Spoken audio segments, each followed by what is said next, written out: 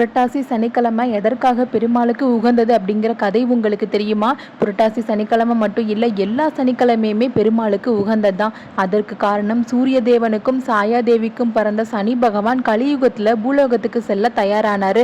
சனி பகவானை பார்க்க வந்த நாரதர், நீ பூலோகத்தில் எங்கே வேணாலும் போ, ஆனால் தப்பித்தவரி கூட திருப்பதிக்கு போயிடாது, அங்கே பெருமாள் இருக்கார் அப்படின்னு எச்சரித்து அனுப்புகிறாரு.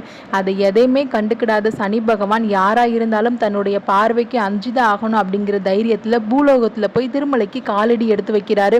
அடுத்த நொடியே சனி பகவான் தூக்கி வீசப்படுறாரு. உன்னுடைய பார்வையால் அடுத்தவங்களுக்கு கஷ்டத்தை கொடுத்து அந்த கஷ்டத்தில் சந்தோஷப்படுற நீ திருமலையில் யார் இருக்கான்னு தெரிஞ்சும் எப்படி நீ வரலாம் அப்படின்னு சொல்லி பெருமாள் ரொம்ப கோவப்படுறாங்க. பெருமாளுடைய கோவத்தை பார்த்து பயந்த சனி பகவான் பெருமாளுடைய காலை பிடிச்சு மண்டாடுறாங்க. உடனே பெருமாள், என்னை மட்டும் இல்லை, என்னை யார் மனசார நினைக்கிறாங்களோ அந்த பக்தர்களுக்கு உன் எந்த தொலையுமே தரக்கூடாது.